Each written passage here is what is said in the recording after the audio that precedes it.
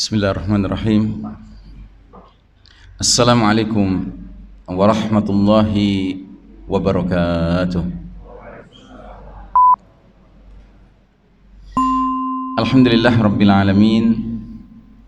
Wassalatu wassalamu ala ashrafil anbiya'i wal mursalin Sayyidina Muhammadin wa ala alihi wa ashabihi ajma'in. Faqala Allah Ta'ala fi kitabihil karim ba'da a'udzubillahi minasyaitonir rajim. Ya ayyuhalladzina amanu taqullaha haqqa tuqatih wa la tamutunna illa wa antum muslimun. Wa qala ta'ala fi ayatin ukhra wa idza qara'tal qur'ana ja'alna bainaka wa bainal ladzina la yu'minuna bil akhirati hijaban mastura. Amma ba'd. Hadirin jamaah Masjid Jabal Rahmah rahimakumullah. Alhamdulillah, siang hari ini Allah pertemukan kita dalam ketaatan. Allah izinkan kita sholat zuhur berjamaah. Bahkan kita diberi kesempatan sholat sunnah berjamaah, sunnah sholat jenazah. Mudah-mudahan sholat kita tadi dan segenap amal ibadah kita lainnya diterima Allah Subhanahu wa Ta'ala.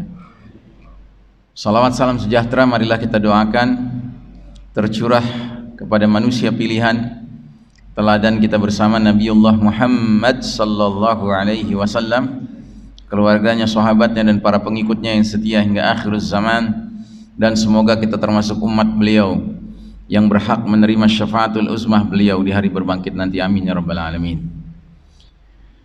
Bapak dan Ibu rahimakumullah, pada siang hari ini saya diamanahi untuk membahas satu perkara yang sangat penting, yaitu berkenaan dengan salah satu alamatus sa'ah, salah satu tanda-tanda sudah dekatnya hari kiamat, dan ini termasuk min alamatil kubra, termasuk diantara tanda-tanda besar.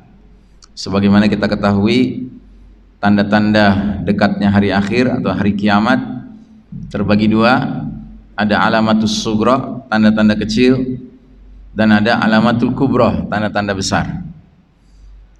Nah, yang kita bicarakan adalah salah satu min alamatil kubra, di antara tanda-tanda besar yang berarti kemunculannya benar-benar menandakan dunia sudah dekat sekali dengan peristiwa dahsyat as-sa'ah atau hari kiamat. Dan dalam hal ini tanda besar itu adalah khurujud dajjal, keluarnya ad-dajjal. Dan saya memilihkan tema seperti yang terlihat di layar, mewaspadai keluarnya fitnah al-masihud dajjal. Kita mulai dengan sebuah hadis dari Nabi Muhammad SAW, di mana beliau bersabda,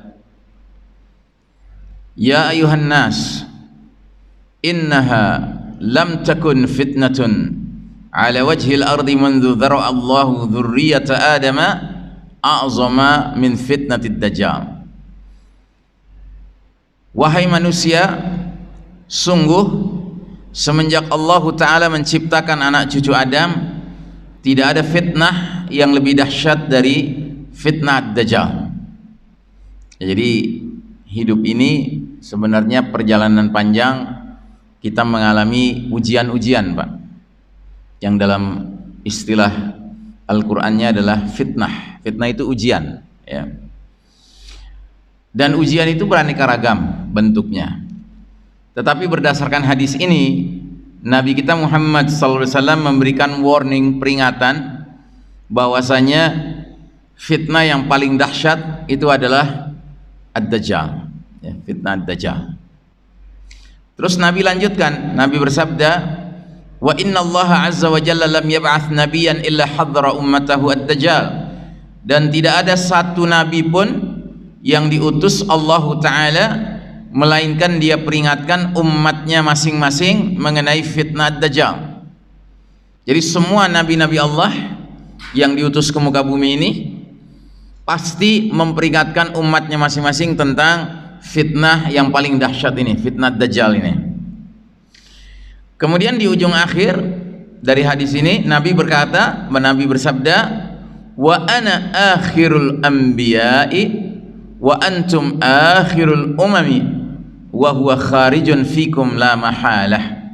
sedangkan aku ini adalah nabi terakhir dan kalian adalah umat terakhir, maka tidak dapat dipungkiri lagi bahwasanya Dajjal akan keluar di tengah-tengah kalian, ya. Sebab semua nabi sudah memperingatkan soal Dajjal dan semua nabi sudah wafat. Ternyata Dajjal belum muncul juga. Bahkan nabi yang paling akhir pun sudah wafat, Dajjal belum muncul juga. Berarti kemunculan Dajjal itu akan terjadi di tengah-tengah umat Islam yang hidup tanpa Nabi Muhammad SAW ada di tengah-tengahnya. Dan jika itu yang menjadi kriteria, berarti kita termasuk yang berkemungkinan ketemu dengan Dajjal, karena kita umat Islam yang hidup sudah tanpa dengan Nabi Muhammad SAW di tengah-tengah kita. Nah, sisanya kita tinggal berdoa saja kepada Allah Ta'ala, semoga kita tidak dipertemukan dengan Dajjal. Karena salah satu sikap orang beriman adalah tidak boleh berharap ketemu dengan fitnah, apalagi puncaknya fitnah. Ya, ketemu sembarang fitnah saja nggak boleh. Contoh, ada hadis begini bunyinya, la tatamannau liqa'al adu wa sallallahu al-afiyah. Jangan sekali-kali kalian berangan-angan ingin ketemu musuh, dan berdoalah keselamatan. Wa idza laqitumuhum, namun jika kalian sudah ketemu dengan musuh, fasbiru, bersabarlah, jangan lari dari musuh. Wa'lamu annal jannata tahta zilalis suyuf, dan ketahuilah bahwa sesungguhnya surga itu di bawah kilatan pedang. Masya Allah, ya. Jadi itu sikap mental orang beriman, Pak. Kita ini harus punya sikap mental tidak ingin cari gara-gara, tidak ingin karena tahu bahwa ada musuh lalu kita nantangin gitu. Tidak, Pak, itu tidak boleh, ya. Nah, apalagi terhadap fitnah yang paling dahsyat, yaitu Dajjal. Tidak dibenarkan kita berangan-angan ingin ketemu Dajjal dengan alasan bahwa gue pengen tebas lehernya Dajjal. Jangan. Karena apa? Karena memang itu bukan hal yang dibenarkan. Sampai-sampai ada hadis berbunyi, man sami'a bid Dajjal falyan'a anhu. Barang siapa mendengar Dajjal mendekati negerinya, kampungnya, tempat tinggalnya, maka menjauhlah dari dia. Jadi sampai begitu. Nah, jadi kalau ada di antara bapak-bapak, ibu-ibu ketemu sama saudara muslim ngobrol-ngobrol tentang Dajjal gitu kan, terus tiba-tiba si saudara kita ini bilang, bro, gue penasaran Dajjal tuh di mana sih? Gue pengen cari deh. Nah, gitu ya kan.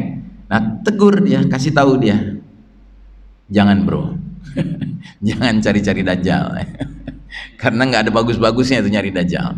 Dan di hadis tadi Nabi lanjutkan, kenapa? Jadi kata Nabi, barang siapa dengar Dajjal mendekati negerinya, tempat tinggalnya, kampungnya, desanya, menjauhlah darinya. Karena demi Allah, kata Nabi, ada seorang yang beriman lalu berhadapan dengan Dajjal, ya, dia ingin ketemu Dajjal, lalu dia ketemu dengan Dajjal. Begitu dia ketemu Dajjal, langsung jadi hambanya Dajjal, karena hebatnya tipu daya Dajjal. Nah, kita nggak tahu kemampuan iman kita, jadi jangan sok tahu itu, ya, jangan penasaran. Baik, pertanyaan, Al-Masihud Dajjal merupakan fitnah paling dahsyat sepanjang zaman. Makhluk seperti apakah dia? Nah, perlu diingat bahwa perkara Dajjal ini termasuk al-ilmu anil ghaib, perkara ilmu tentang hal-hal gaib. Dan kalau kita sudah bicara perkara yang gaib, alhamdulillah, ya, kalau kita berbicara tentang perkara yang gaib, ada kaedahnya. Kaedahnya disebutkan di surat Al-Jin ayat 26-27. Allah berfirman, alimul ghaibi fala yuzhiru ala ghaibihi ahadan illa man irtadha min rasul. Dialah Allah yang maha mengetahui perkara-perkara yang gaib, maka Allah tidak perlihatkan kepada seorang pun tentang perkara yang gaib itu kecuali kepada Rasul yang diridhoinya.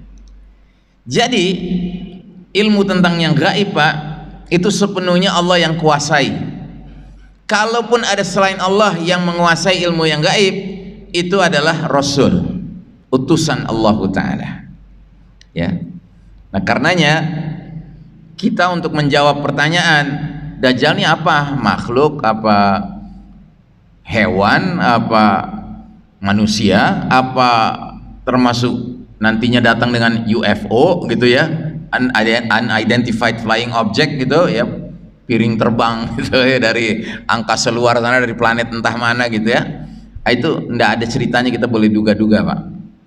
Solusinya kalau kita mau tahu harus kembali ke nas, ke dalil. Karena dalil itu kalau nggak dari Allah, dari Rasul, yang memang mereka lah yang punya hak untuk berbicara tentang perkara yang gaib. Nah, para ulama sudah lama melakukan diskusi tentang Dajjal ini, dan ada satu perkara yang mereka lakukan, yaitu mereka kaji Al-Quran dari awal sampai akhir, Al-Fatihah sampai An-Nas. Ternyata nama Dajjal sama sekali nggak ada dalam Al-Quran. Kalau Bapak pernah baca Al-Quran, ternyata ada kata Dajjal di dalamnya, berarti Quran palsu tuh. Itu ya, segera sadari saja itu. Nah, para ulama sepakat tidak ada Dajjal disebut-sebut di dalam Al-Quran. Bahkan sampai ada yang bertanya, kok Dajjal fitnah yang paling dahsyat tapi nggak disebut-sebut dalam Al-Quran? Jangan-jangan sebenarnya nggak ada Dajjal nih. Gitu. Nah ini perdebatan ini di kalangan ulama akhirnya diselesaikan dengan menyimpulkan bahwa Allah Subhanahu wa Ta'ala menyengaja tidak menyebutkan nama Dajjal di dalam Al-Quran karena itulah cara Allah menghina Dajjal. Gitu ya. Seperti juga seorang penguasa, kalau dia merasa sangat berkuasa di negerinya, sementara ada sosok yang di tengah-tengah masyarakat dicintai oleh masyarakat, dan sosok ini ternyata berani melawan penguasa itu, maka penguasa ini biasanya akan melarang semua mass media memberitakan soal orang ini, gitu ya kan, supaya nggak jadi perhatian. Nah jadi saudaraku rahimakumullah, tapi para ulama kemudian menemukan suatu ayat Al-Quran yang sepertinya mengisyaratkan ke arah Dajjal, yaitu surat Al-An'am ayat 158. Allah berfirman, "Al yanzuruna illa an ta'tiyahumul malaikatu aw ta'tiya rabbuka aw ya'tiya ba'du ayati rabbik. Yauma ya'ti ba'du ayati rabbika la yanfa'u nafsan imanuha lam takun amanat min qabl aw kasabat fi imaniha khaira qul intaziru inna muntazirun." Yang mereka nanti-nanti tidak lain hanyalah kedatangan malaikat kepada mereka untuk mencabut nyawa mereka, atau kedatangan Rabbmu Allahu Ta'ala, atau kedatangan sebagian tanda-tanda Rabbmu. Pada hari datangnya sebagian tanda-tanda Rabbmu, tidaklah bermanfaat lagi iman seseorang bagi dirinya sendiri yang belum pernah beriman sebelum itu, atau dia belum pernah mengusahakan kebaikan, amal soleh dalam masa imannya. Katakanlah, tunggulah oleh kalian, sesungguhnya kami pun menunggu pula. Nah menurut ulama, ayat ini memberi isyarat tentang Dajjal. Jadi kalaupun ada di dalam Al-Quran soal Dajjal dibicarakan, inilah satu-satunya ayat, itu pun sifatnya tidak langsung, tidak disebutkan Dajjal di situ.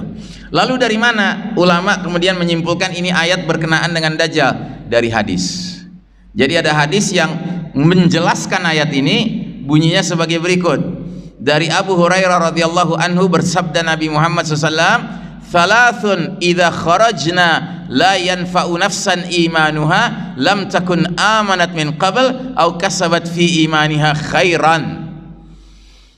Ada 3 perkara yang apabila sudah keluar, sudah muncul, niscaya tidak akan bermanfaat iman seseorang yang belum pernah beriman sebelum itu, atau dia belum pernah mengusahakan kebaikan amal soleh dalam masa imannya.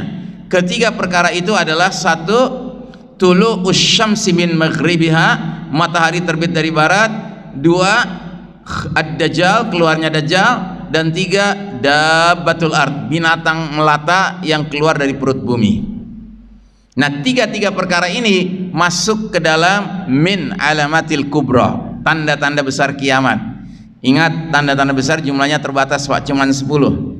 Kalau tanda-tanda kecil banyak sekali jumlahnya.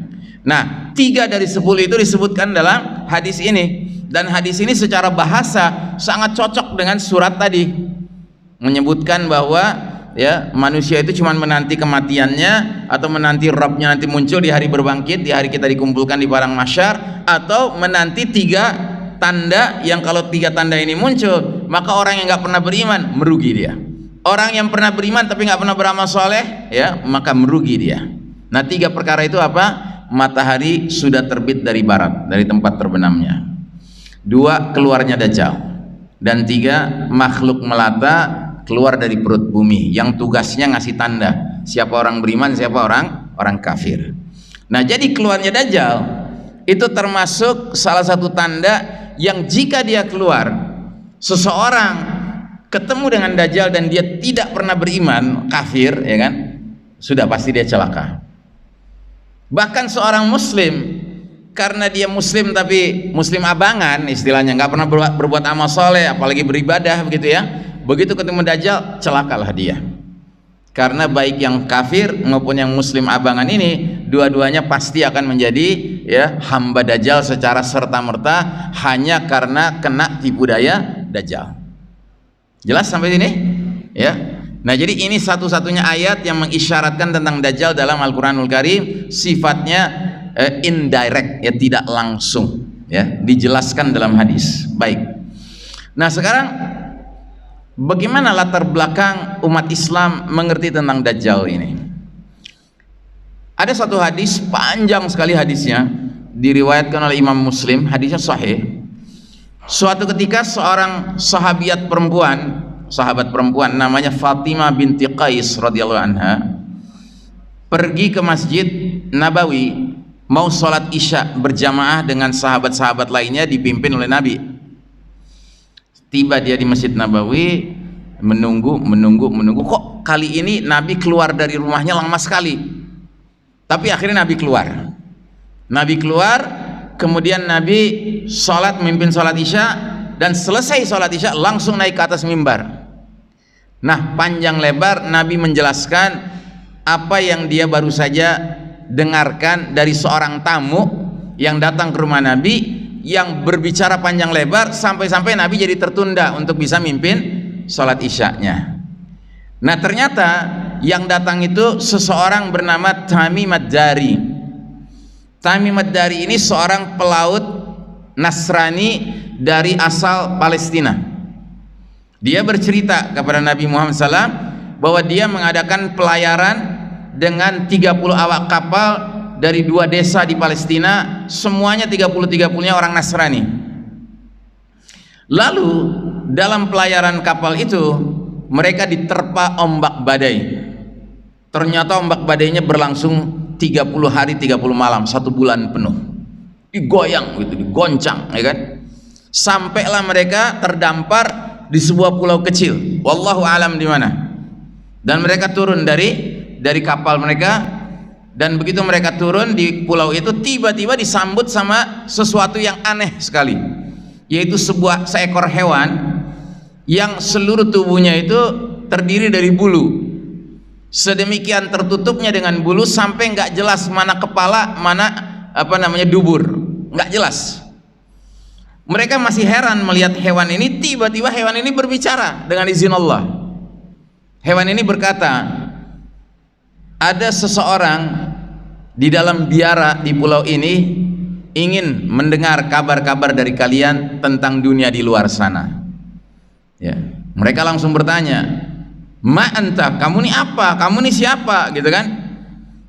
Ana al-jassasah, kata dia. Saya inilah al-jassasah. Jadi ada hewan namanya al-jassasah, ya. Dan secara bahasa kata jassasah ini berasal dari kata jassa, yajussu, yang artinya ngintel, ya, intel, mata-mata gitu. Kalau dalam istilah biasa kita kan nyebut tekap gitu ya. Nah, kalau orang Arab nyebutnya jasus, gitu. Ada jasus nih. Nah, jadi al-jassasah ini ngomong begitu, langsung mereka ketakutan, ya, para awak kapalnya Tamim Ad-Dari ini pada ketakutan, khawatir jangan-jangan ini setan betina. Mereka tinggalkan. Ternyata benar, begitu mereka melangkah di dalam pulau itu ketemu sebuah biara. Tahu biara ya? Bedanya biara dengan gereja tahu? Kalau gereja itu tempat ibadahnya orang Nasrani, tapi nggak ada yang tinggal di situ. Kalau biara itu tempat di mana orang Nasrani mabit, gitu, tinggal di situ, ya, berdiam di situ, bermalam di situ. Nah, mereka lihat biara, mereka langsung masuk ke dalamnya. Ternyata di dalam biara itu, ya, disebutkan dalam hadisnya, fantalaqna siraan hatta dakhalna ad-daira fa idza fihi a'zamu insanin ra'ainahu. Kami Tamim Ad-Dari dengan awak kapalnya segera pergi hingga memasuki sebuah biara. Ternyata di dalam biara itu ada orang terbesar yang pernah kami lihat. Jadi orangnya besar, besar, ya, manusia, orang paling kuat, dan tangannya terbelenggu di leher begini, tangannya terbelenggu begini, sedangkan antara lutut dan mata kakinya terbelenggu besi. Jadi dia terduduk gitu ya, dari lutut sampai mata kakinya terbelenggu besi, nggak bisa bergerak, sedangkan tangannya juga terikat begini, tapi mulutnya nggak dibekap, jadi bisa ngomong, ya. Kemudian si manusia yang terikat ini berbicara, dia bilang, beritahukan padaku tentang kurma Baisan. Baisan itu sebuah desa di Palestina. Maka Tamim Ad-Dari jawab, tentang apanya yang kamu tanyakan soal kurma Baisan itu? Dia berkata, aku bertanya pada kalian tentang kurmanya, apakah sudah berbuah? Dijawab, iya. Kemudian kata laki-laki ini, ketahuilah, kurma Baisan hampir tidak membuahkan lagi. Aneh kan? Dia yang nanya, dijawab, dia ngeramal. Itu, dia bilang nih bentar lagi nih kurma Baisan kagak berbuah nih. Gitu. Ya. Anda tahu makanan baklava? Tahu makanan baklava? Makanan Arab tuh. Ya, Turki juga ada namanya baklava. Ya. Di Indonesia ini ada yang jual baklava itu mereknya Bisan. Itu dari Baisan itu, ya. Karena diyakini itu datang dari Palestina. Oke, itu side note aja, kita lagi puasa nih. Sorry, ngomongin makanan. Soalnya enak tuh baklava. Nah, terus dia nanya lagi, beritahukan padaku tentang Danau Tiberias. Danau Tiberias itu adanya di Palestina juga. Ditanya sama Tamim Ad-Dari, tentang apanya yang kamu mau tanyakan? Dia jawab, apakah ada airnya? Dijawab, airnya banyak. Dia bilang apa? Ketahuilah, air Danau Tiberias hampir akan habis. Itu. Terus dia tanya lagi, beritahukan padaku tentang mata air Zughor. Nah, ini pun adanya di Palestina, di perbatasan dengan Jordan. Ya. Mereka tanya, tentang apanya yang kamu mau tanyakan? Dia berkata, apakah di sana ada airnya dan apakah penduduknya bercocok tanam dengan air dari mata air Zughor itu? Dijawab, ya, airnya banyak dan penduduknya bercocok tanam dengan air itu. Nah, dia nggak komentar soal ini. Tiba-tiba dia nanya lagi, beritahukan padaku tentang nabinya orang-orang yang buta huruf, nabi yang ummi, bagaimana keadaannya? Berarti dia nanya soal nabi siapa? Nabi Muhammad SAW. Ingat, Tamim Ad-Dari bukan muslim ya, tapi Arab, sehingga dia udah dengar juga kabar tentang Nabi Muhammad sekalipun dia bukan muslim. Dia jawab, nabi tersebut sudah muncul dari Mekah dan sekarang tinggal di Yasrib. Yasrib itu nama lain dari kota Madinah, ya. Sebelum jadi Madinah dulu namanya Yasrib. Berarti sewaktu Tamim Ad-Dari ketemu dengan si orang ini, Nabi sudah hijrah dari Mekah ke Madinah, ya. Baik. Terus dia tanya lagi, apakah orang-orang Arab memerangi Nabi itu? Dijawab iya. Dia bertanya lagi, apa yang mereka lakukan terhadapnya? Lalu kami kabarkan bahwa Nabi itu menang atas bangsa Arab di sebelahnya dan mereka bangsa Arab sekarang mentaati Nabi itu. Dia tanya, itu sudah terjadi? Dijawab, iya. Terus kata dia, ketahuilah, sesungguhnya itulah yang baik buat mereka mentaati Nabi itu. Ya. Jadi dia ngasih nasihat, yang baik buat mereka itu mentaati Nabi itu. Gitu. Terus dia katakan,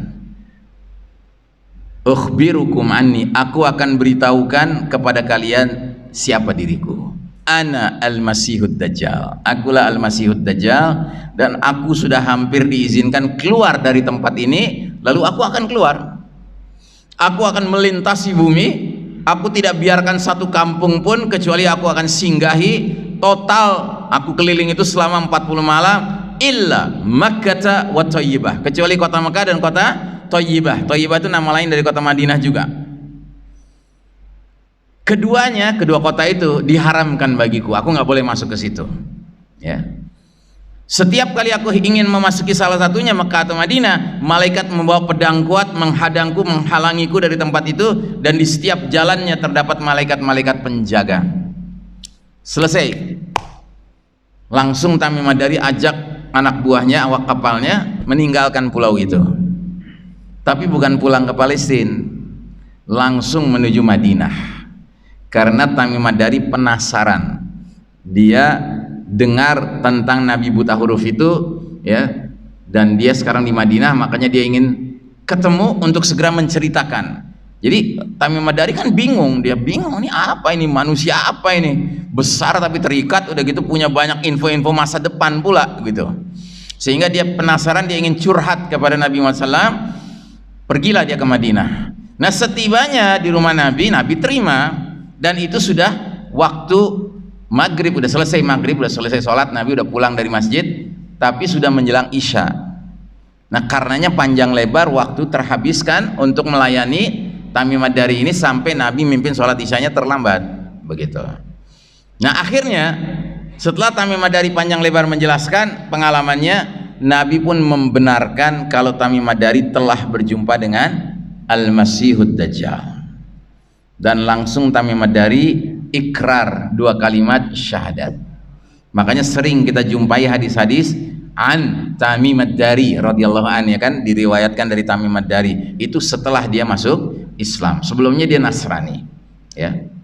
Nah, jadi setelah Nabi panjang lebar menceritakan kembali apa yang dia dengar dari Tamim Ad-Dari di atas mimbar habis sholat isya, terus kata Fatimah yang meriwayatkan hadis ini, Rasulullah SAW bersabda seraya memukulkan tongkat pendek beliau ke mimbar, hadhihi thayyibah, hadhihi thayyibah, hadhihi thayyibah. Maksud beliau, inilah kota Madinah, inilah kota Madinah, inilah kota Madinah. Ingat, apakah aku sudah ceritakan pada kalian, wahai para sahabat sekalian? Semuanya menjawab, ajal, benar, kata mereka semua. Nah, terus kata Nabi, apa yang dikatakan Tamim membuatku takjub.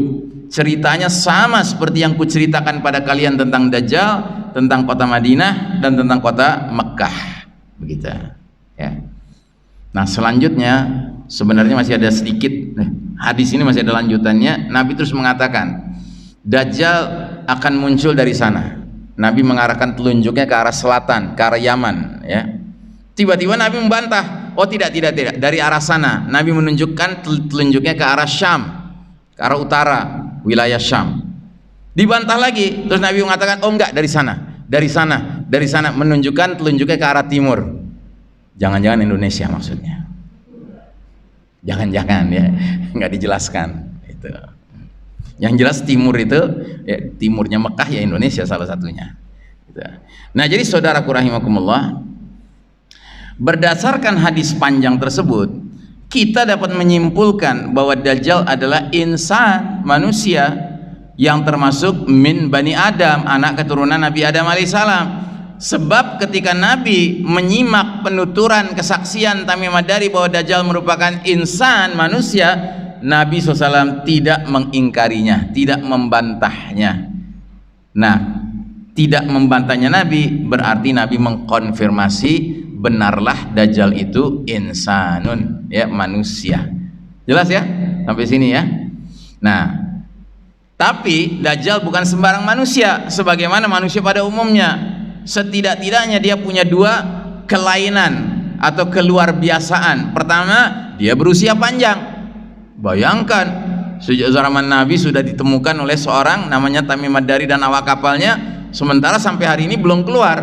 Berarti kan dia hidup selama ini di pulau terpencil itu, ya. Dan ingat, kita tidak punya keharusan, bahkan kita terlarang bertemu dengan Dajjal. Jadi jangan nanti kalau pas tanya jawab ada yang nanya, Ustaz pulaunya di mana gitu ya. Maaf, saya nggak akan jawab. Ya, bahkan saya akan omelin yang nanya gitu. Karena apa? Karena Nabi sudah bilang jangan sekali-kali punya keinginan ketemu Dajjal. Jadi ngapain juga kita penasaran di pulau mana dia beradanya?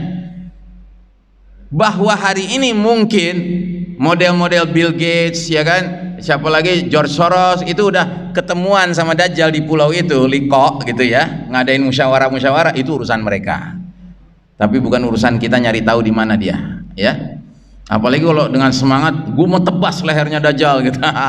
Sorry, udah pernah ada orang begitu diomelin sama Nabi. Dan orangnya bukan orang sembarang, Pak. Umar bin Khattab radhiyallahu anhu.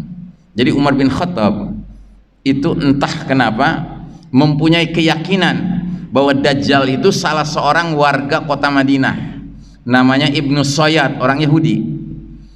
Jadi saking yakinnya Umar bin Khattab bahwa Ibnu Soyad ini Dajjal, sampai dia datang ke Rasul dan bilang, ya Rasul, hari ini aku ingin bunuh Ibnu Soyad karena dia itu Dajjal. Kata Nabi, jangan ya Umar, sebab seandainya dia benar Dajjal, bukan jatah kamu. Dajjal itu bukan kamu yang bakal ngebunuh gitu. Dan yang kedua, kalau dia bukan Dajjal, kamu zalim gitu. Ngapain juga orang bukan Dajjal dituduh Dajjal gitu. Ya, terus dibunuh ya. Nah, jadi itu yang pertama, Pak, berusia panjang gitu. Mungkinkah Allah menciptakan manusia berusia panjang? Ya mungkin.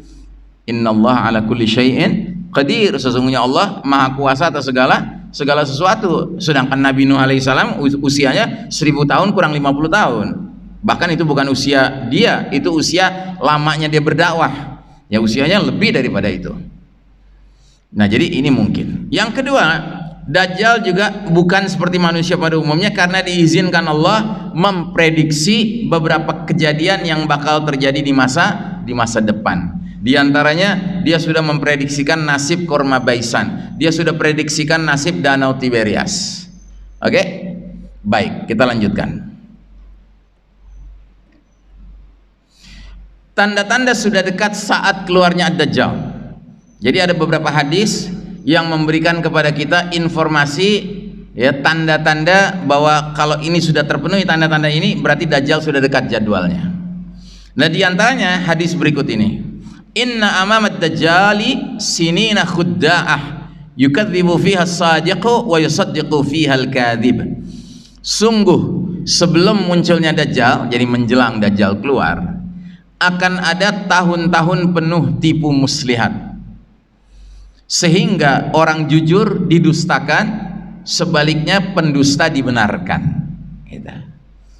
Kira-kira zaman kita sekarang sudah seperti ini tidak? Wah, ibu-ibu mantap jawabannya. Mudah-mudahan ibu-ibu termasuk ibu-ibu yang diselindungi dari fitnah Dajjal, Bu. Karena pengikut Dajjal kebanyakan wanita, Bu. Gitu. Jadi yang semangat teriak itu kita doakan adalah termasuk wanita-wanita yang terlindungi dari fitnah Dajjal. Jadi benar, memang kalau kita lihat, kita ini sekarang sudah hidup di era tipu muslihat banyak sekali. Orang-orang yang jujur bicara di publik gitu kan, itu sama media massa di framing, Pak, diolah sedemikian rupa sehingga dia dianggap penjahat, padahal dia orang jujur. Sebaliknya raja bohong, ya kan, itu di kosmetik, di make up sedemikian rupa sehingga dikesankan orang ini orang yang jujur, orang yang benar ucapan-ucapannya, padahal semua orang juga tahu tuh raja bohong gitu. Tahu raja bohong ya? Jangan disebut namanya, kasihan kupingnya merah sebelah ntar gitu. Ini satu. Yang kedua ada lagi hadis bunyinya, la yakhrujud dajjalu hatta yadhalan nasu an dzikrihi wa hatta tatrukala immatu zikrahu alal manabir. Rasul bersabda, Dajjal tidak akan keluar sehingga manusia mulai menjadi heran tentang perkara Dajjal. Satu. Dan kedua, sehingga para imam, ustadz, muballigh, ya, penceramah di atas mimbar-mimbar tidak lagi memperingatkan orang tentang Dajjal. Nah, kalau dua fenomena ini sudah marak di tengah masyarakat, justru itu tanda Dajjal dekat waktu keluarnya sudah jelas. Jadi pertama, orang menjadi heran kalau diajak ngomong soal Dajjal. Sama kedua, di atas mimbar kebanyakan tidak ada lagi bicara soal Dajjal. Silakan Anda jawab sendiri. Misalnya Anda ngadakan arisan di rumah gitu kan, terus karib kerabat mulai berdatangan nih tamu-tamu. Nah, sambil nunggu lengkap semua tamu, diajak ngobrol tuh tiap yang datang tentang Dajjal. Kira-kira reaksi yang akan muncul tuh cenderung nyambung atau dalam hatinya sumpah lo ngomongin Dajjal, itu, ya kan? Kira-kira yang mana? Itu ibu belakang tuh, ya kan? Sumpah lo ngomongin Dajjal. Jadi heran gitu orang. Dajjal itu bukannya cuma dongeng-dongeng orang dulu tuh Dajjal. Gitu. Sekarang sudah ada kan fenomena seperti itu. Nah, terus yang kedua, Anda coba catat di masjid inilah, catat gitu. Kalau khotib itu kan 52 kali ganti 1 tahun kan, 52 Jumat gitu kan. Coba catat dari khotib yang pertama sampai yang ke-52 setiap Jumat ada nggak yang ngomongin Dajjal? Gitu. ya silakan Anda jawab sendiri. Dari situ Anda bisa ngukur kira-kira Dajjal nih keluar udah dekat apa masih jauh. Terus yang ketiga ada lagi, yaji'ud Dajjal fayas'adu Uhudan fayanzurul Madinata fayaqulu li ashabihi atarawna hadzal qasr al-abyad hadza masjidu Ahmad. Saat nanti Dajjal keluar, dia akan mendaki Gunung Uhud. Gunung Uhud itu jaraknya kira-kira 6 km dari kota Madinah, Pak.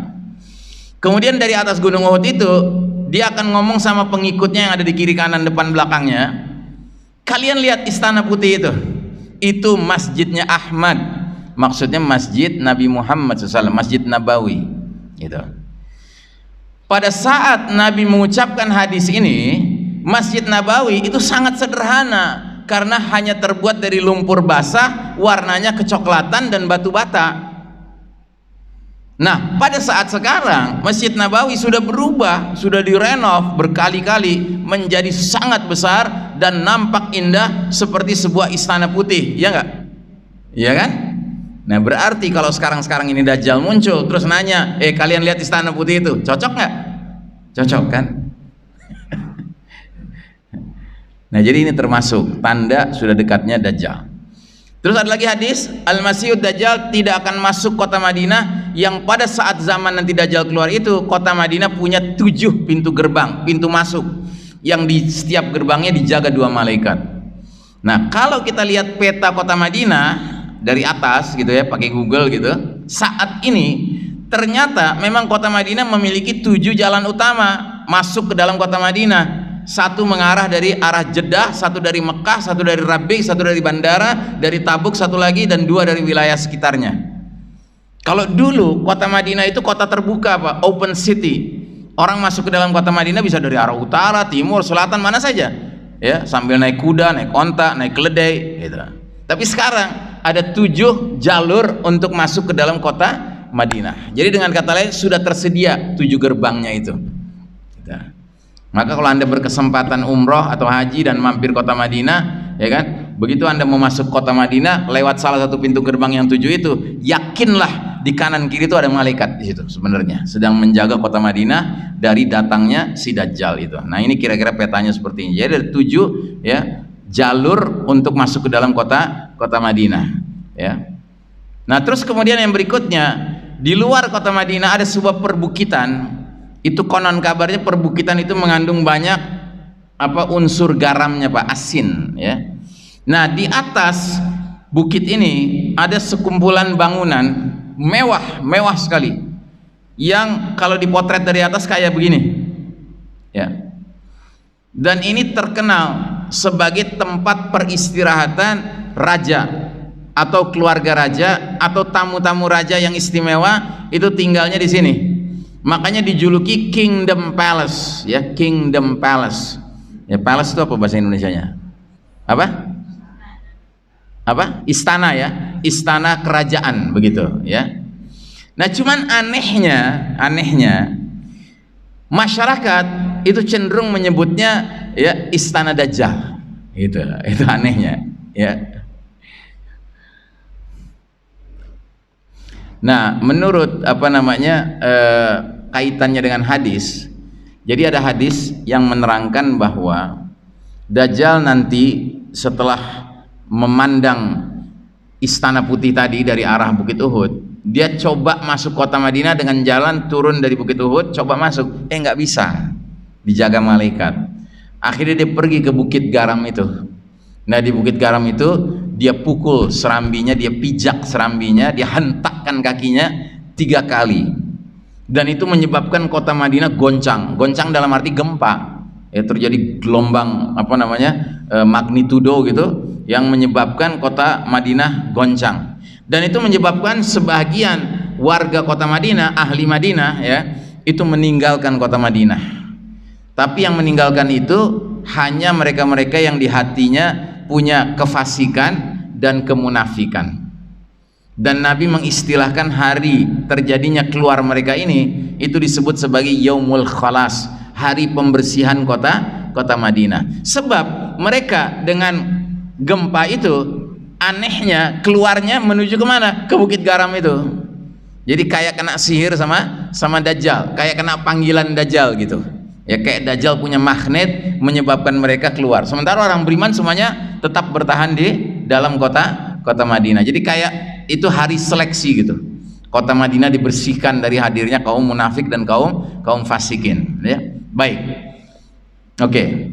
Nah, terus yang berikutnya, ciri daripada Dajjal itu dikatakan dalam hadis yang sahih, wa innahu a'wara wa inna rabbakum laisa bi'awar. Dan sesungguhnya Dajjal itu bermata sebelah, sedangkan Rabb kalian Allah Ta'ala tidaklah a'war, bermata sebelah. Ingat ya, kalau dikatakan bermata sebelah, jangan sekali-kali membayangkan Dajjal itu matanya satu di tengah, itu keliru besar.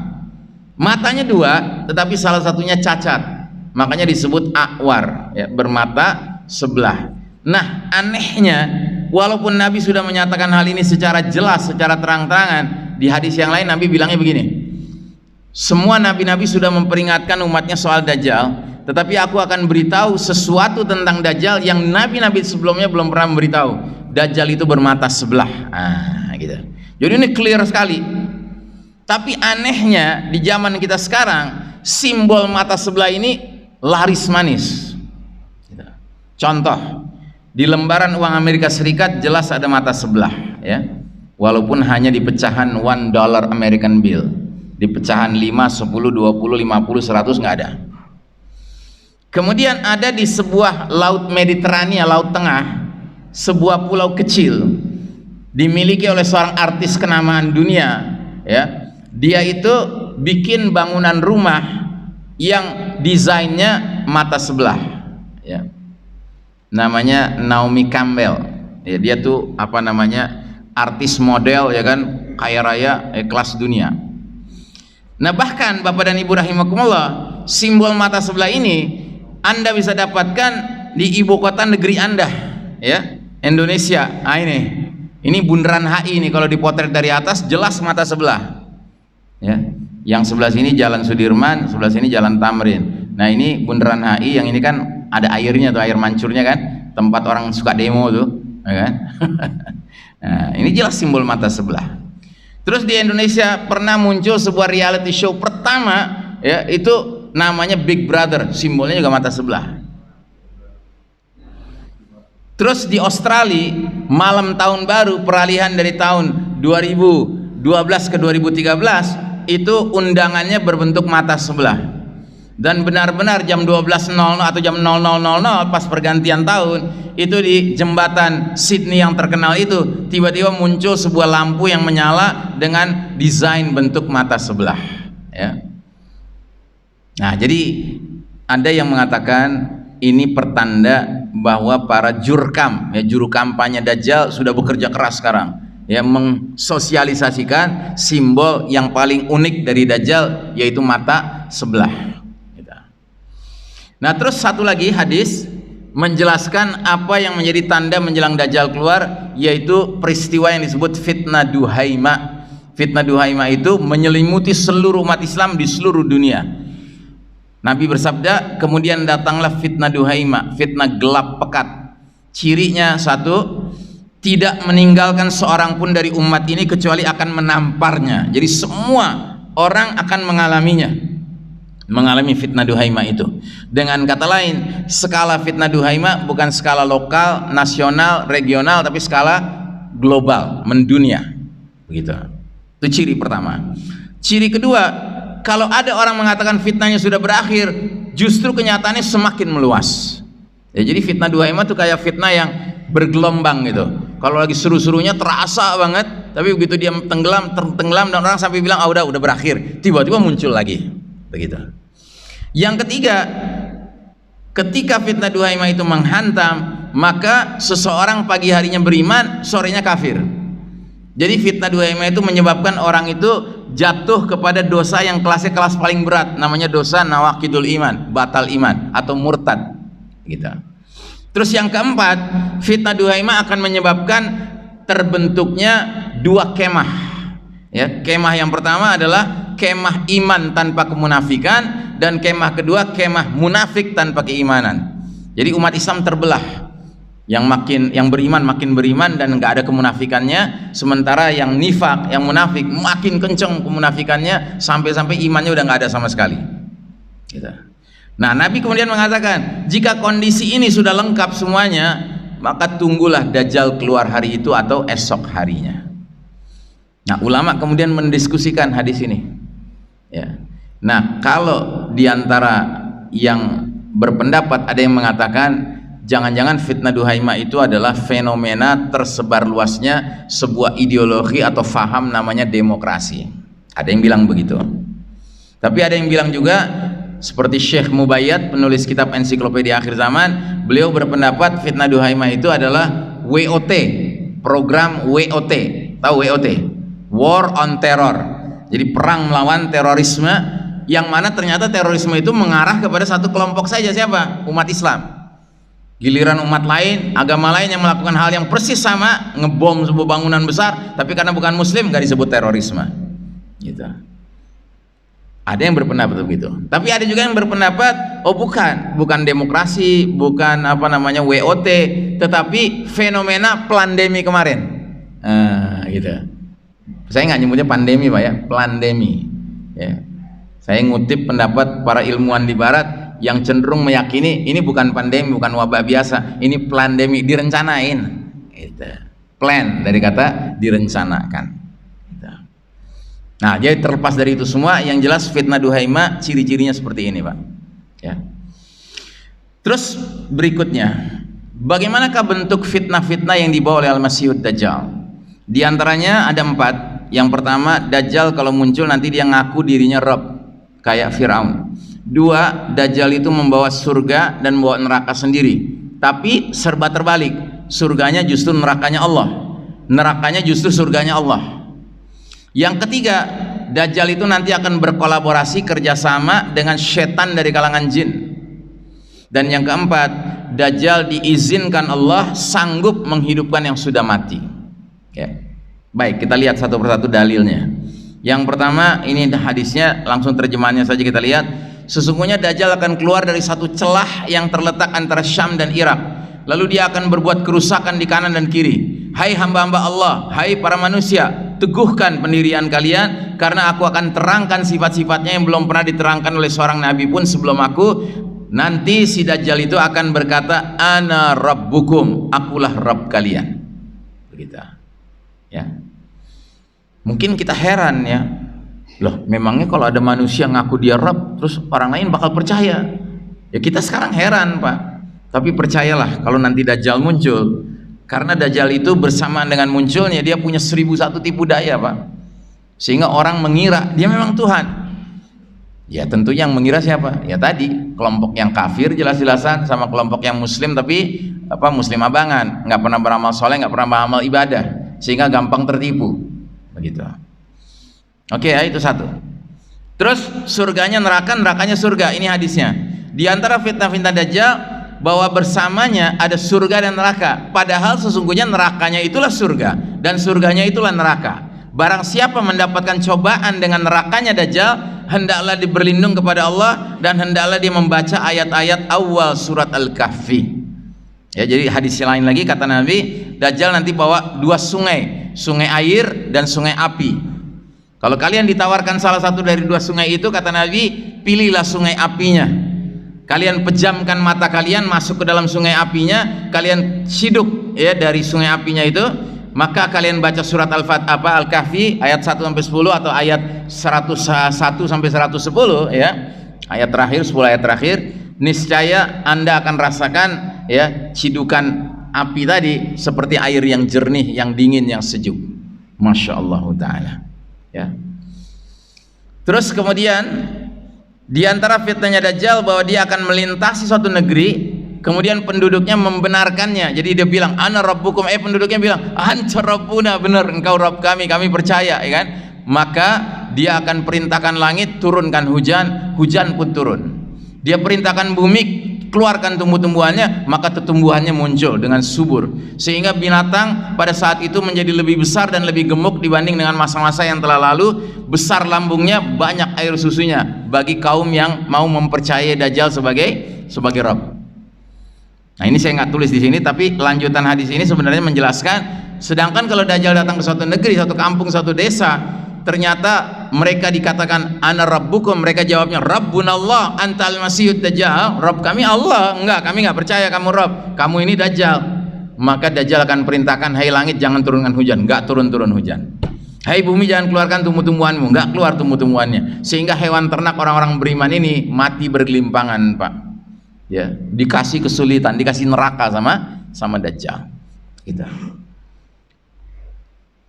Nah, sehingga ada hadis, sahabat bertanya, ya Rasulullah, nanti di era Dajjal muncul, lalu orang-orang beriman yang didatangi Dajjal menjadi kelaparan, nggak ada makanan, itu bagaimana? Kata Nabi, pada masa itu orang-orang beriman makanannya adalah makanan malaikat, yaitu zikir, tasdiq, tasbih, tahmid, tahlil, takbir. Ya, masya Allah. Jadi akan ada satu zaman di mana orang beriman jadi korban Dajjal, ya, kehabisan makanan, hewan ternaknya pada bermatian karena nggak ada hujan yang turun, nggak ada tumbuhan yang muncul dari perut bumi. Akhirnya mereka terpaksa makannya dari zikrullah, ya. Yang karenanya kita dari sekarang harus membiasakan banyak zikir, Pak. Hidupkan zikir pagi, zikir sore, hidupkan zikir-zikir sesuai situasi kondisi, pakai baju, lepas baju, zikirnya jangan lupa, Pak, jangan ditinggalkan. Ya, masuk toilet, keluar toilet, ya, naik kendaraan, ya, pergi keluar rumah pagi-pagi, ya kan? Itu ada zikir-zikirnya, Pak. Biasakan. Supaya apa? Supaya kalau Allah takdirkan kita hidup di zaman Dajjal muncul dan Allah takdirkan kita harus ketemu Dajjal, kita nggak pingin, tapi Allah takdirkan ketemu, lalu kita kelaparan, maka zikir kita itu karena sudah rajin kita kerjakan, ya kita tinggal teruskan saja. Bahkan Nabi menjamin dia akan menjadi nutrisi, menjadi penghilang rasa lapar. Tapi bagi mereka yang nggak terbiasa, Pak, ketika masa itu datang dan dia harus mengalaminya, ya mungkin dia akan datang kepada Anda, dia tanya, ini gimana nih, nggak ada makanan? Ya kan Nabi udah bilang, di zaman Dajjal muncul, ya kita harus zikir, itu makanan kita. Ah gila lo, gue nanyain makan lu suruh gue zikir. Nah gitu, ya kan? Kenapa? Karena dia tidak terbiasa zikrullah, ya. Baik. Kemudian ada hadis lagi, termasuk di antara fitnahnya Dajjal, dia melintasi satu negeri, penduduknya mendustakannya, maka tidak satu binatang ternak pun yang tersisa melainkan akan binasa. Ya, ini tadi sudah saya jelaskan, ya.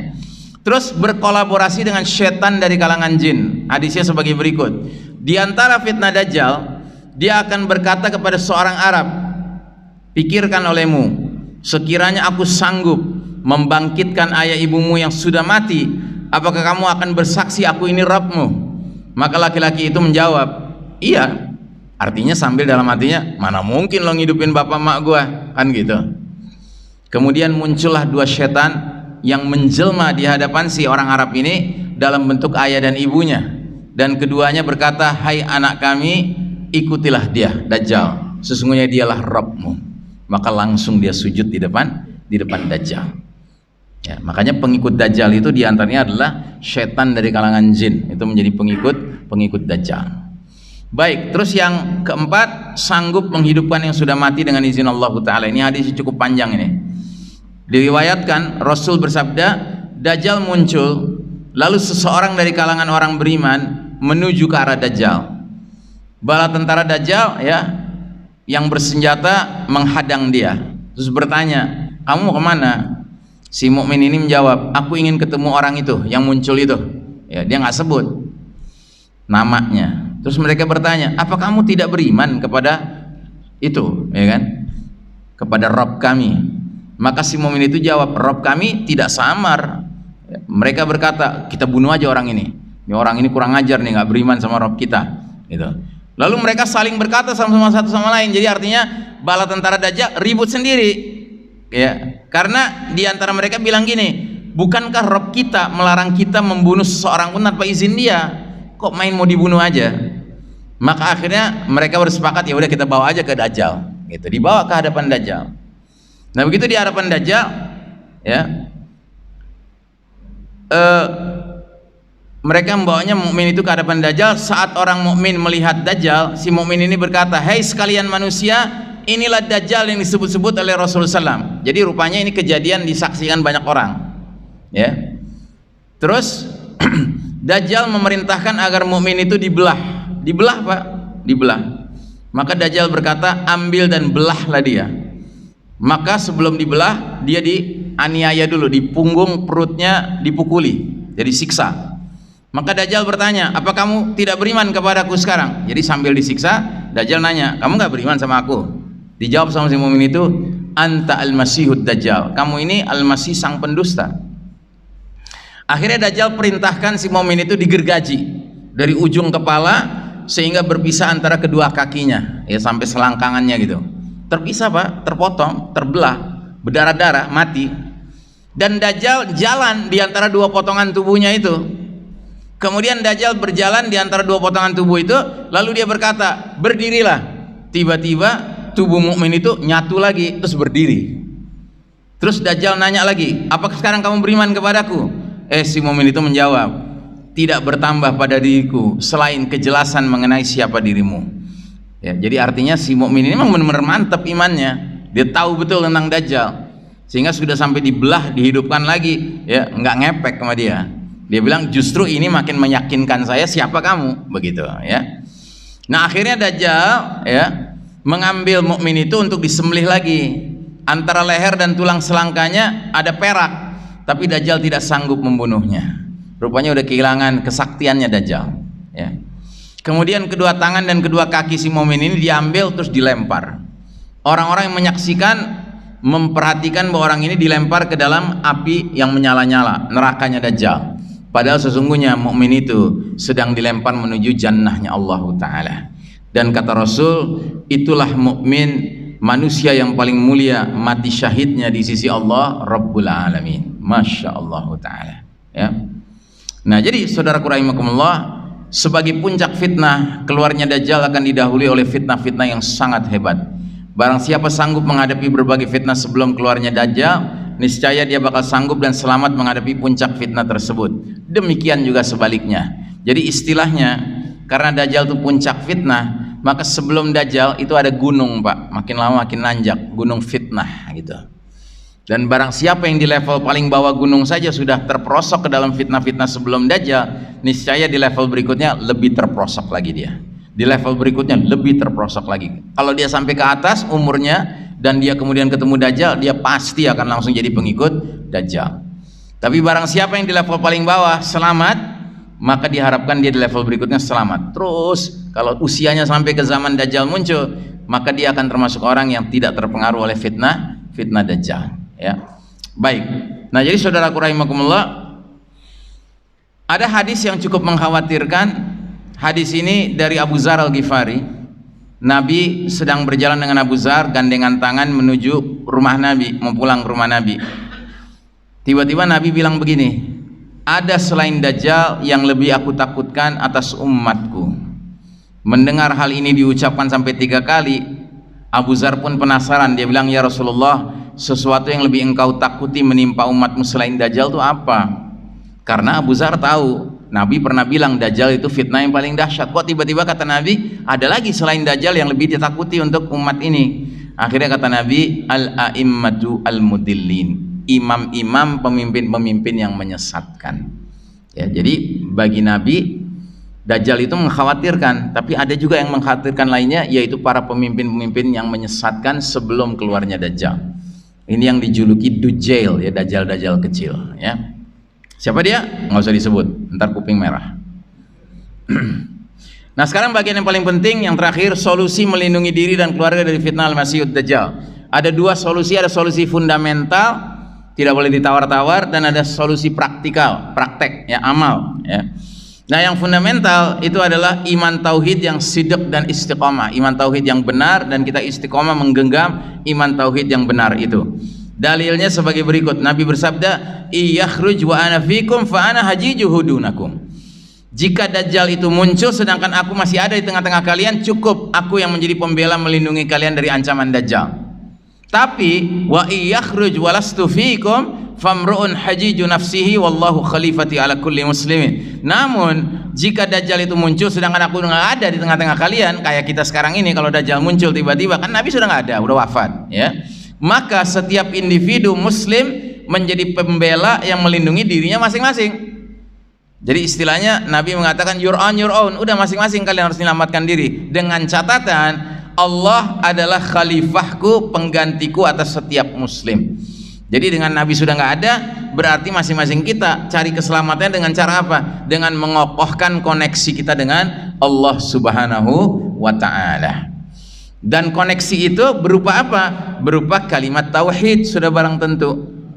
Karena kalimat inilah yang dikatakan dalam surat Al-Baqarah 256, persis satu ayat setelah ayat kursi. Ya, la ikraha fid din qad tabayyana ar-rusydu minal ghayy faman yakfur bit taghuti wa yu'min billahi faqad istamsaka bil urwatil wusqa lan fisama laha. Tidak ada paksaan dalam beragama, sungguh telah jelas antara jalan yang lurus dengan jalan yang bengkok. Maka barang siapa kufur kepada taghut, syaitan dan afiliasinya syaitan, dan dia beriman kepada Allah, niscaya dia telah berpegang teguh kepada buhul tali yang amat kokoh yang nggak akan putus-putus. Jadi urwatil wusqa itu, buhul tali yang amat kokoh itu, diantaranya Ibnu Abbas mengartikan sebagai kalimat thayyibah, kalimat tauhid, kalimat la ilaha illallah. Makanya semua kita wajib mendalami ilmu tauhid, Pak. Ya, dan ilmu tauhid itu intinya ada dua, Pak. Ada penafian, ada peneguhan. Penafian terhadap semua yang mungkin dijadikan ilah sadar tidak sadar, untuk kemudian meneguhkan, menegaskan, mengkonkretkan, mengokohkan bahwa hanya Allah la ilah seorang muslim, ya. Atau dalam bahasa lain ada al-wala, ada al-bara, ada kesetiaan, loyalitas, dan ada berlepas diri. Berlepas diri dari semua ilah selain Allah dan hanya loyalnya kepada Allah Subhanahu wa Ta'ala, ya.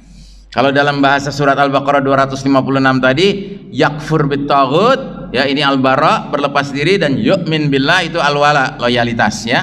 Nah, ini harus dikaji, Pak, harus dikaji, ya. Karena Allah memerintahkan kita berinteraksi dengan kalimat tauhid berdasarkan ilmu, ya, pengetahuan, bukan berdasarkan perasaan saja, ya. Cukup perasaan tidak, bertauhid itu perlu ilmu, Pak.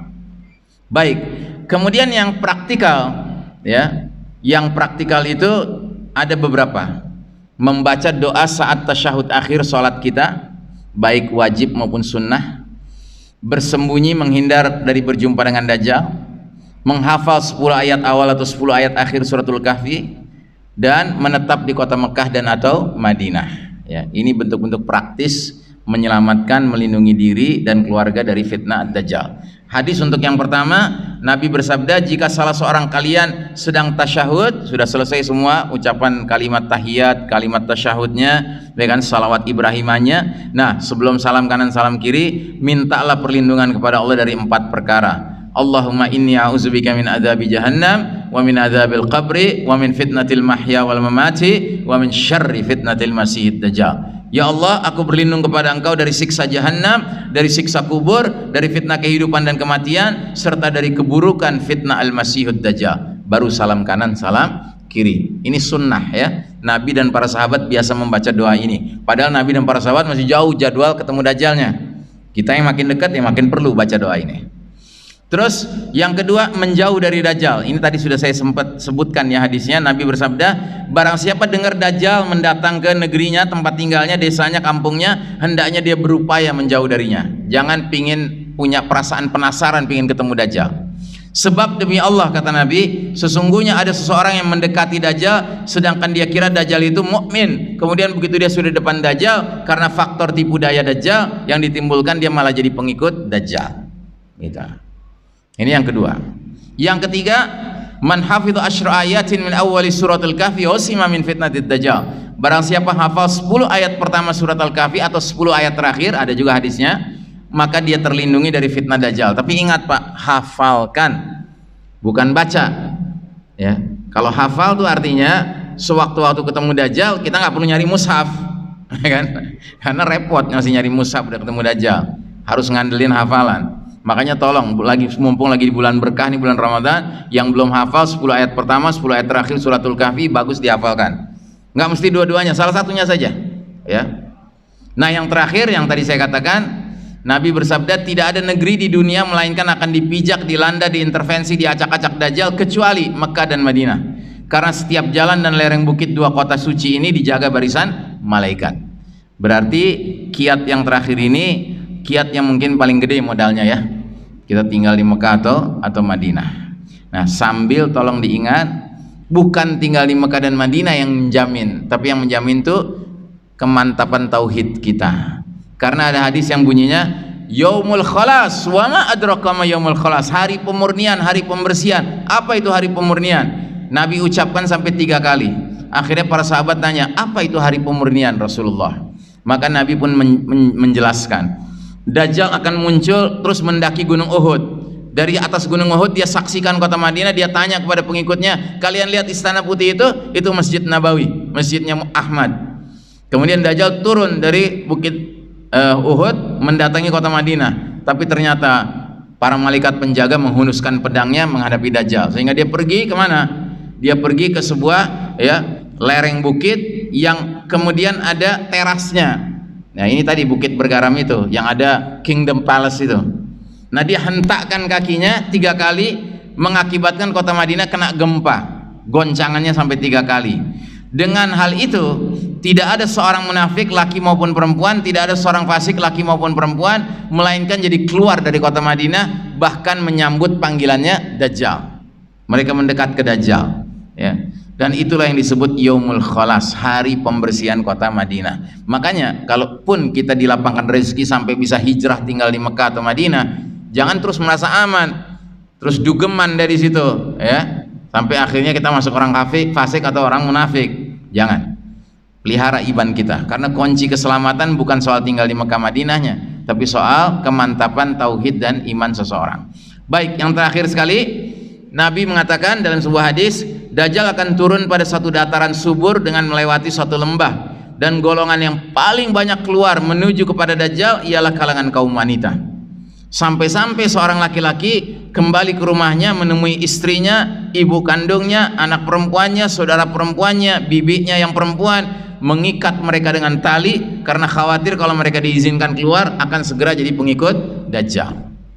Ya, jadi ini pertanda bahwa sebagian besar pengikut Dajjal adalah kaum wanita, ya. Mudah-mudahan ibu-ibu di sini dan istri-istri kita, anak-anak kita, anak perempuan kita, ya, semualah kerabat kita yang perempuan Allah lindungi dari menjadi hamba-hamba Allah yang terpesona oleh fitnah Al-Masihud Dajjal. Baik, saya kira cukup sampai di sini pembahasan saya, hampir jam 2, ya. Dan sebelum saya akhiri, seperti biasanya saya mengajak Bapak dan Ibu untuk memperluas wawasan ilmu tentang akhir zaman dengan merekomendasikan membaca buku-buku berikut ini. Ada buku judulnya Ensiklopedia Akhir Zaman karya ulama dari Palestina, namanya Dr. Muhammad Ahmad Al-Mubayyad. Kenapa saya menganjurkan buku ini? Karena setelah saya bandingkan dengan berbagai buku lain soal akhir zaman, ini buku yang saya nilai paling komprehensif, Pak, paling menyeluruh.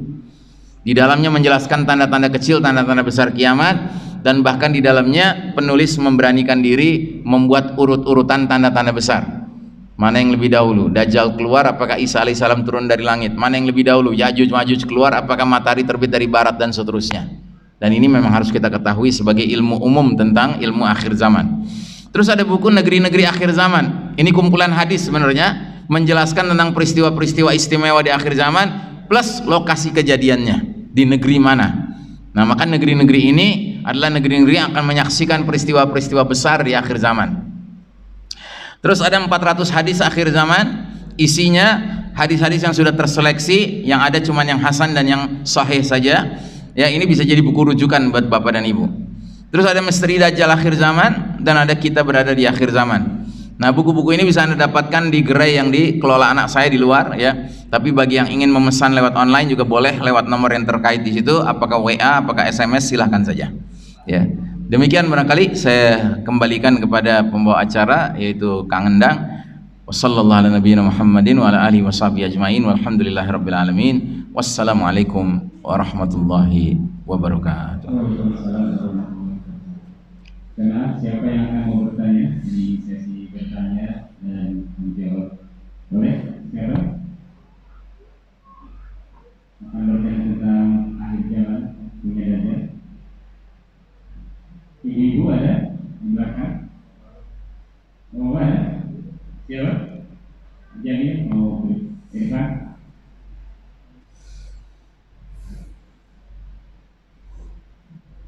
Ayo. Ayo bertanya. Saya bertanya saya.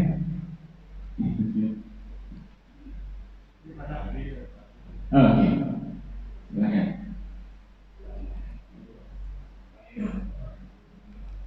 Assalamualaikum Ustaz. Waalaikumsalam. Mau nanya sedikit. Kita dari kecil kan disuruh baca surat Al-Kahfi setiap Jumat atau Jumat dan mendapatkan yang 10 awal atau 10 akhir. Saya mau nanya sebetulnya relevansinya apa sih surat Al-Kahfi dengan Dajjal ini? Kenapa kita harus mendapatkan surat Al-Kahfi? Sedangkan Al-Quran kan suratnya banyak nih. Kenapa Ya. surat Al-Kahfi yang itu? Terima kasih Ustaz. Ya. Jadi pertanyaan ini membuat saya teringat bahwa semua kita seharusnya melakukan satu interaksi dengan Al-Quran yang tidak terbatas hanya pada tilawah, ya. Sebagian besar kita kan taunya berinteraksi dengan Al-Quran itu tilawah, ya. Dan memang benar Nabi mengatakan kalau orang tilawah Al-Quran itu pahalanya Masya Allah, satu huruf 10 pahala, 10 kebaikan. Dan Nabi tegaskan alif lam mim bukan satu huruf, tapi alif satu huruf, lam satu huruf, mim satu huruf, sehingga baca alif lam mim saja sudah 30 kebaikan yang dia dapatkan. Nah, tapi sesungguhnya Al-Quran itu tidak diturunkan Allah Ta'ala untuk ditilawahi saja.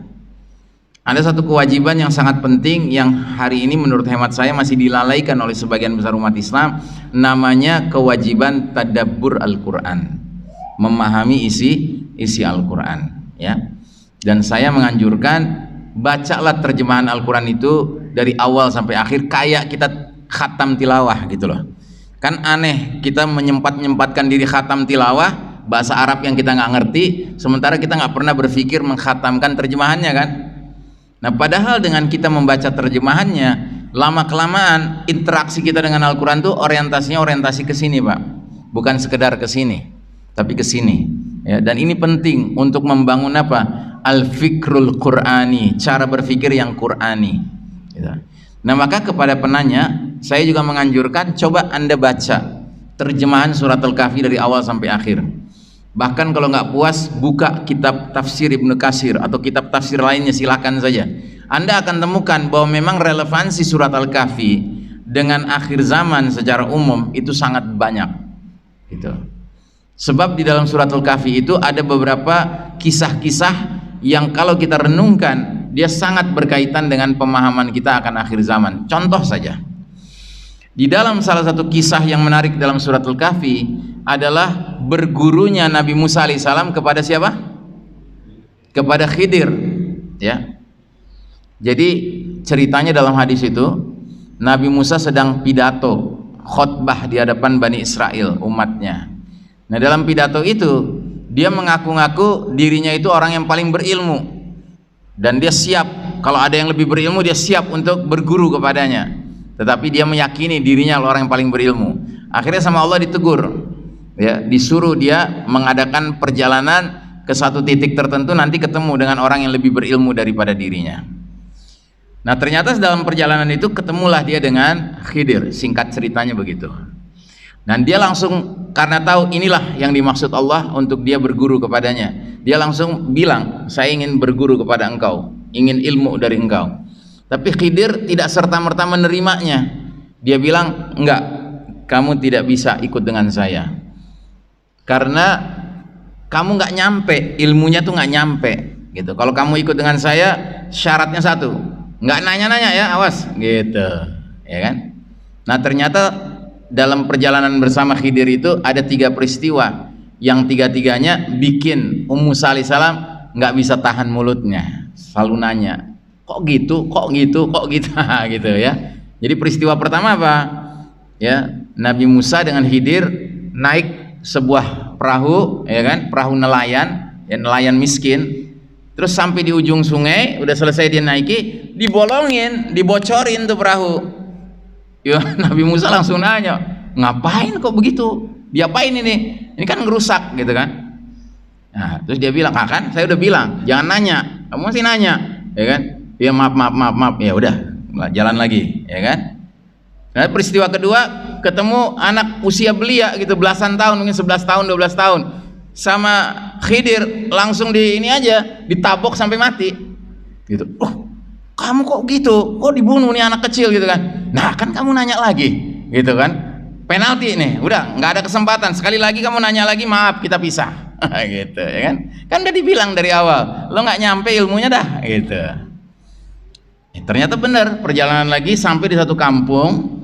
Ternyata di kampung itu mereka nih kelaparan, mereka haus. Ya, mereka berdua nih. Tapi di kampung itu nggak ada satu orang pun yang mau menjamu mereka, mau melayani mereka. Malah dalam situasi kayak gitu, Khidir ketemu satu areal tanah gitu ya, digali sama dia. Ternyata digali ketemu dinding, ada dinding di situ. Terus kata Musa, kamu nih gimana sih, kita udah kelaparan, udah haus, kamu malah bangun ngegali satu tempat sampai kelihatan dindingnya. Aduh, kamu nih gimana ini? Kalau kamu kerjain ini dengan mengharapkan upah, kan lumayan, kita upah bisa makan, bisa minum gitu. Ya, udah hilang. Batas kamu udah 3 kali udah selesai. Sekarang aku akan jelaskan sama kamu. Itu perahu itu adalah perahu nelayan yang dikejar-kejar sama penguasa zolim. Penguasa zolim itu kalau sampai ketemu dengan perahu itu dia akan hancurkan, ya kan? Nah, supaya si penguasa zolim itu nggak bisa mengambil manfaat dari perahu itu sama sekali, saya sudah hancurkan lebih dahulu, ya kan? Terus yang kedua, itu anak kalau besar nanti dia akan jadi anak yang durhaka sama orang tuanya, dia akan jadi anak yang bengal, pengacau dan sebagainya. Nah, aku bunuh dia karena diperintahkan Allah, dan Allah akan menyediakan ganti anak yang soleh, yang baik nantinya buat orang tuanya, gitu. Nah, sedangkan yang ketiga, ini adalah tanah milik dua orang anak yatim, ya, yang mana mereka itu kalau menemukan tempat ini nanti mereka tinggal gali sedikit lagi akan ketemu harta dari orang tuanya, itu mereka bisa hidup nikmat dengan harta itu. Atas perintah Allah aku mengerjakannya, gitu ya. Nah, ini Pak, kalau kita pikir-pikir ini sangat cocok dengan situasi zaman kita sekarang Pak, di akhir zaman ini, bahwa kita sering melihat kejadian-kejadian yang kita nggak bisa jelaskan Pak, gitu, nggak nyampe ilmu kita, gitu. Nah, jadi ini diantara sebab kenapa Al-Kahfi itu sangat dikaitkan dengan akhir zaman, dan khususnya dengan Dajjal, karena Dajjal sendiri nanti akan tampil melakukan hal-hal yang benar-benar nggak make sense gitu, akal kita tuh nggak nyampe, tapi dia dengan izin Allah bisa melakukannya, ya kayak gitu, memerintahkan langit turun hujan atas perintah Dajjal, tentu dengan izin Allah, ya. Nah, kayak gitu Pak, ya. Wallahu alam bissawab. Ya, ada lagi Pak? Kalau saya tanya. Saya dulu sama dia. Ustaz, setelah godaan-godaan Dajjal itu, kemudian banyak orang yang tidak beriman. Dari setelah zaman itu, apakah langsung langsung ke kiamat itu datang berikutnya di zaman itu, atau ada zaman antara zaman Dajjal dengan tibanya hari kiamat?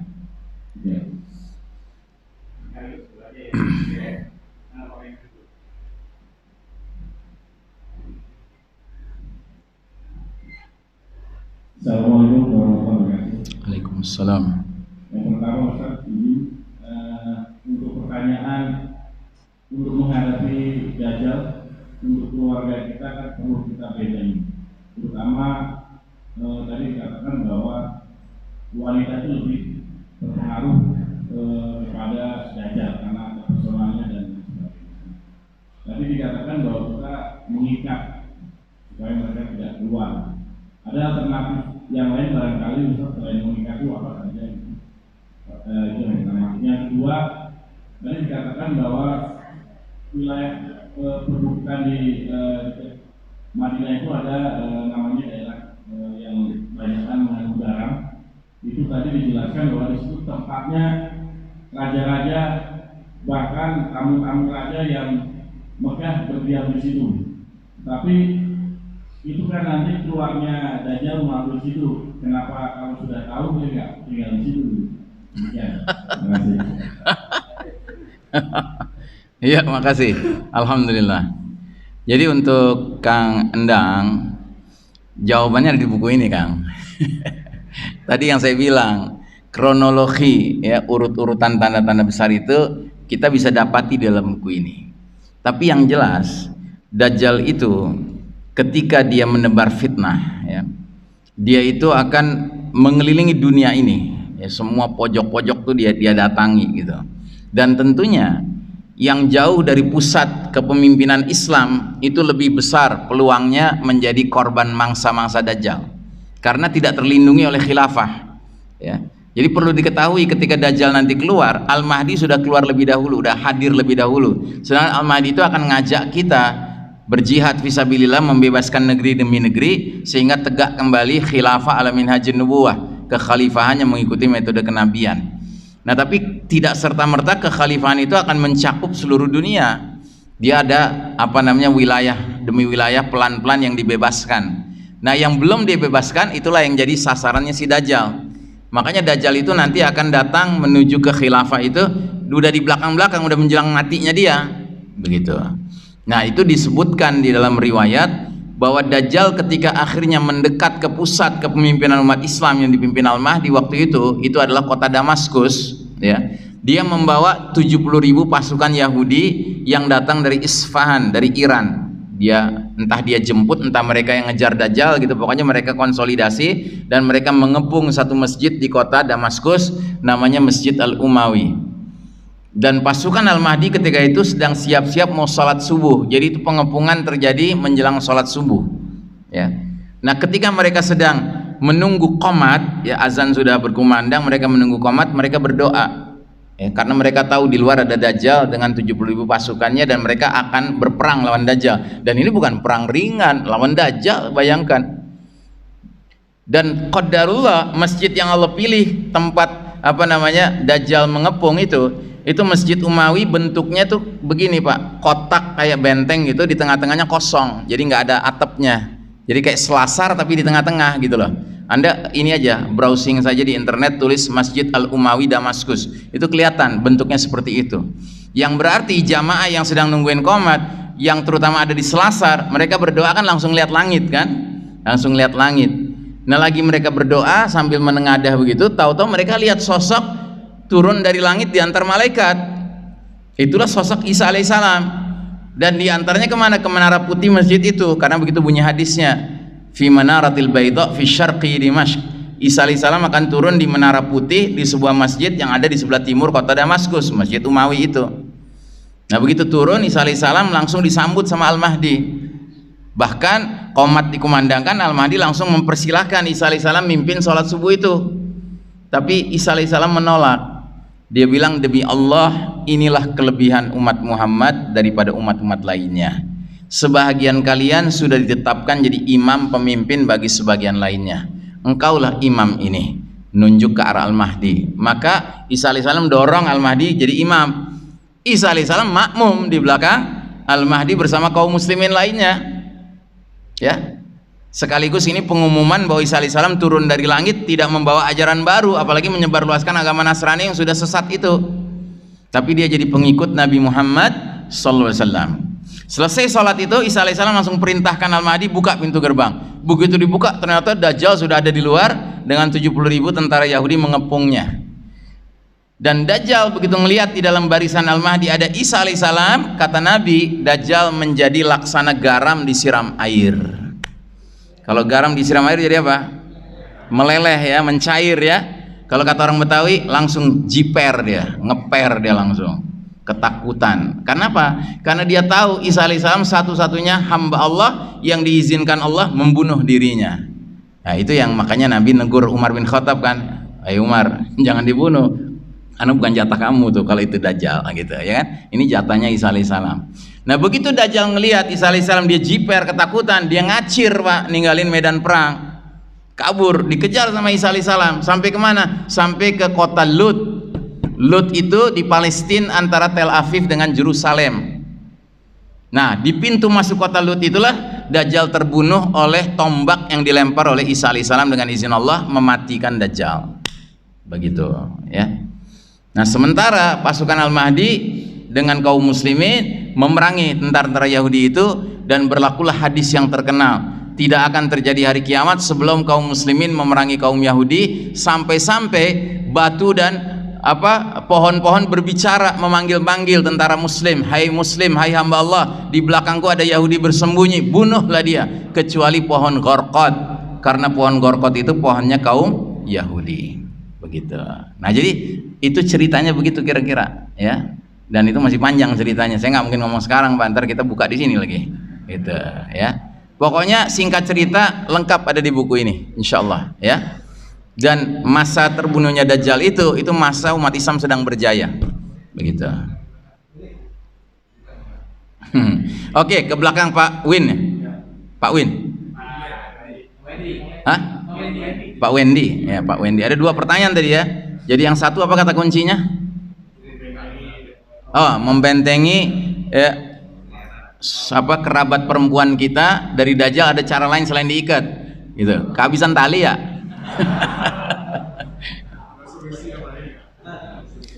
Ya, intinya tentunya kita kokohkan iman, ya, istri, anak perempuan kita, semua kerabat perempuan kita harus kita kokohkan iman. Sebab kenapa wanita yang lebih besar menjadi terkena pesonanya Dajjal? Karena sifat wanita yang lebih orientasi perasaan daripada laki-laki. Laki-laki itu kecenderungannya rasional, Pak, berpikir, ya. Sehingga untuk ditipu sama sosok seperti Dajjal itu nggak semudah perempuan yang orientasinya perasaan, gampang sekali tersentuh, gitu. Melihat sesuatu yang sakti mandraguna kan, oh langsung, oh keren nih, gitu. Kecuali wanita-wanita yang sudah tercelup dengan sibghah Al-Quran, sibghah Islam, ya, sibghah iman, celupan iman, celupan Islam, celupan Quran, pasti wanita itu menjadi wanita yang perasaannya bisa dia tekan dan justru imannya lebih menonjol, gitu. Nah, jadi kalau kita mau bicara selain tali mengikat, ya, kerabat-kerabat perempuan kita, istri, anak, bibi, emak kita, ya kan, yang terbaik adalah ikatkan mereka dengan kitabullah, ikatkan mereka dengan al-hadits asy-syarifah an-nabawiyah, ya, hadis-hadis Nabi, ya, itu kuncinya, ya. Terus pertanyaan yang kedua tadi apa? Apa? Oh iya, kalau udah tahu kayak gitu kenapa, apa tadi? Ya itulah, biasanya orang tuh kalau punya kuasa, punya kekayaan, ya kan, itu cenderung sulit dinasehati, gitu loh. Ya, itu perkaranya. Jadi udah tenggelam di dalam merasa dirinya tuh dikdaya, powerful, gitu kan, sehingga dikasih nasihat, hatta ulama yang ngasih nasihat, ya kan, ya ngeyel aja, gitu, ya. Dan itulah diantara sebab kenapa orang beriman itu nggak usah bercita-cita jadi kaya raya, gitu. Ya bercita-cita jadi cukup, ya kan, cukup, ya kan. Atau hartanya pas-pasan, pas anak sakit ada biaya pengobatan, pas mau pergi ke luar negeri ada biaya tiketnya, ya kan, pas-pasan kan, yang paling cakep tuh, ya, bukan berlebihan. Kalau berlebihan itu cenderung semuanya serba berlebihan jadinya, overacting jadinya. Nah, begitulah para raja-raja tuh biasanya begitu. Ya, makanya Islam tidak menganjurkan pemimpin tertingginya jadi raja, tapi jadi khalifah. Kalau khalifah itu tawadu, rendah hati kayak Umar bin Khattab, ya. Sampai-sampai tamu dari Romawi saja kaget, ya, nyari-nyari Umar, mana ini katanya khalifah, rumahnya di situ, saya kesana nggak ada, ya kan. Terus nyari kantornya katanya nggak punya kantor, gitu. Akhirnya dikasih tahu di masjid. Ya, di masjid saya hampir jatuh karena hampir ke serimput seseorang yang lagi tidur. Nggak taunya itu dia khalifahnya, lagi tidur, nggak ada bodyguard, gitu, ya kan. Nah, itu begitu kenapa? Ya karena khalifah itu beda dengan raja. Kalau raja tuh bawaannya maunya dirajakan, ya, dimuliakan, ya, dikasih kelengkapan macam-macam, bahkan berlebih-lebihan. Kursi biasanya cukup kursi biasa aja, ini mesti emas bahannya, gitu kan. Ya, begitulah kalau orang sudah orientasinya dunia berlebihan, sehingga dinasehati juga susah, Pak. Gitu. Wallahu a'lam bishawab.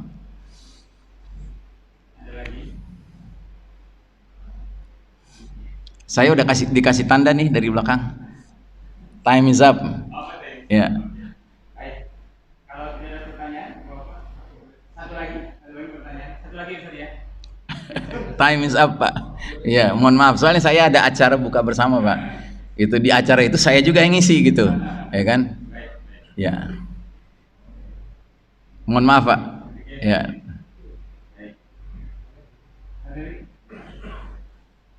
Ya.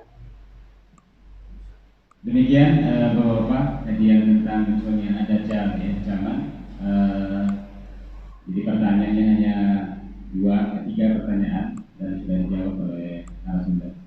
Demikian, mari kita tutup pengajian ini dengan doa kafaratul masjid. Subhanallah wa bihamdi, asyhadu an la ilaha illa anta, astaghfiruka wa atubu ilaik. Terima kasih atas kehadirannya. Amin. Assalamualaikum warahmatullahi wabarakatuh. Waalaikumsalam. Yang